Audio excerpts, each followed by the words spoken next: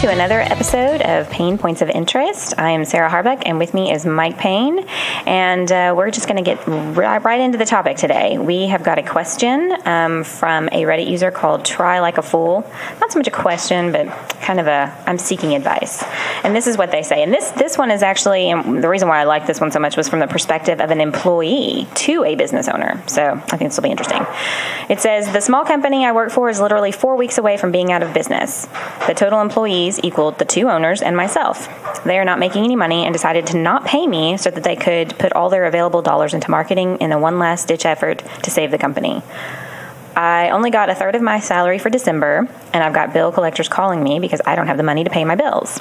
I've emailed both owners and explained my situation. I've asked for my salary, and they've told me that I had no warning and I wouldn't be paid. They replied back that they need my salary to pay for marketing and that they don't have the money to pay me right now. They promised to let me know what my options are around January 15th when they would know whether or not the business would be able to continue. They also told me that I'm an important part of their team and that I'll be paid when they have the money. Okay. Needless to say, I'm applying for other jobs, but I don't have much savings due to a bunch of hospital bills last year and other debt. They haven't laid me off yet, and they are still sending me work to do. We're remote, but in the same city. It sucks because they've never screwed me over before and have always been very generous, but asking me to forego my salary so that they can keep their business afloat really angers me. I can't tell you how stressed I've been over the last week as I scrambled to try to keep a roof over my head and the lights on. If this were your business, would you do this to your employees? Mike? I mean, that's a pretty heavy topic that I'm sure a lot of people have had to deal with at some point or other as the employee, per se. I mean, I don't know if this person's located in the U.S. Chances are they are. But if the work has been performed and you should be paid. You should be paid. Otherwise, that's wage theft. Yeah. That's a pretty big deal in business. Is there a lawsuit here? Oh, absolutely. Based upon this description, yes, absolutely. Further work being done aside from the December work, anything further from that, right? Where this person knows they're not getting paid for anything more. Why would you? It's why would that's you? Not a big deal. But the 2/3 of the salary for December that wasn't even known about. Yeah, absolutely. Yeah. I mean, it could be a lawsuit. It's probably just not worth it. Yeah. For that much. I mean, money. they're already struggling financially. I'm not sure how they could afford to pay for a lawsuit. However, I would say to any business owners out there, that's a really risky thing to try to do. You just never know what kind of person you're dealing with, especially when you kind of back them into a corner and you don't pay them for the work they do. I would imagine that this is not exactly... it's not kosher. You shouldn't do it. And I can't foresee not paying the people who did the work for you. That just blows my mind. I'm going to put my money in marketing as a last ditch effort. Well, if it hasn't worked so far,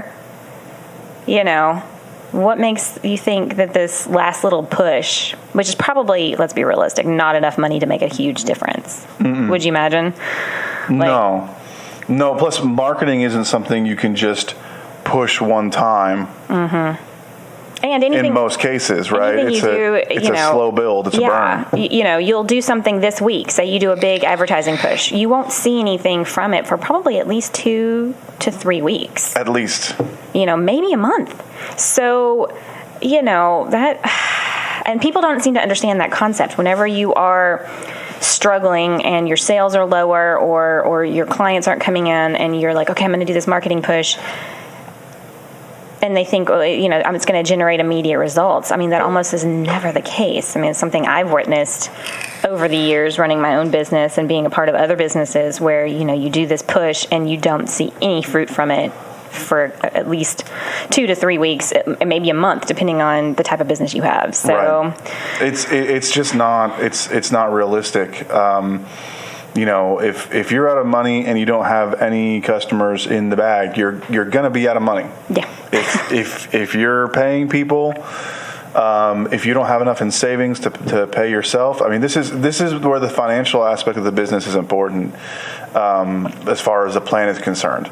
When times are good, you've got to put stuff away for savings or Alternatively, create a situation where it doesn't cost as much to keep you personally afloat. Mm-hmm. If that means debt reduction or anything like that, that's what it takes, right?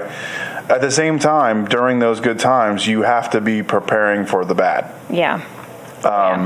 Because they will happen. It's going to happen. You're going to have one less contract. You're going to have, 25% less customers in some months, something like that. It's going to happen. Yeah. But if you don't plan ahead for that, I'm just kind of shocked. It should not come as a surprise to anybody that you can't pay somebody in December. I mean, if there's any time of year when you're looking at your finances more than anything, it's the months leading up to December, right? And this would have been in their financials in September, October. Like, things were going downhill, at least. Probably, yeah, more than likely. And so the thing is, I mean, if they're a retail operation, they could have been suspecting or trying for a larger holiday season and didn't get it, right? Yeah. But you don't project based upon the unknown. You can only project based upon the known, right? Well, let me ask you this, and it's kind of a different vein here. This person hasn't quit. Are they hoping for, unemployment? Because I thought, and now maybe that's just the state of Texas. It may be different in different states. It obviously probably is. The employer that lays you off, or that you get, I don't even know if you can get unemployment if you get fired. But is he trying to collect unemployment? Like, why wouldn't you just quit and go? If you're not getting paid, you're not getting paid, and not having a job isn't really. I mean, the scale is even at that point. What's the benefit there? There's a variety of things here. It could be loyalty. Okay. Could be a lack of knowledge. If you quit, collecting unemployment is a little bit more difficult. But if you can prove that they laid you off, that they involuntarily laid you off by not paying you for the month of December, or not paying you what was agreed upon, then you have a much stronger case. So, I mean, some of the people answering the question on Reddit are like, yeah, I'd go down to the local Department of Labor and file a complaint against them. I mean, they didn't pay you for an entire month, pretty much. And then that could, lead into possibly proving that you are indirectly laid off because they haven't paid you. I don't know what kind of advice to give a person in this position, other than, because I'm not sure, I don't know what the unemployment laws are or what the regulations would be for something like that. It would be interesting to research. You should know what your own state and your local government require. I know that when my dad got laid off and he filed for unemployment, the small business that he was working for called him up and was like, hey man, can we work out a deal? Because they're asking me to take out money here. And he didn't realize that the employer that you get, because the guy had to lay him off because it was the same situation. They were losing money, and he was like, I'm still having to pay you. And that was kind of the whole deal here. And whether that's ethical or not, I'm not sure. But he was like, he asked my dad, he was like, hey, can we work out something so that you take me off the, claiming unemployment against me because I'm already so underwater. Now, that begs the question for businesses, how far do you go? Why, would you let yourself get into this position? Should you go take out a small loan to continue running your business if you think that this is just a small downturn for a bit? What would you say there, Mike? Because I'm at a loss. I don't know. I definitely think that one of the major considerations on my part is, in order to take on the burden of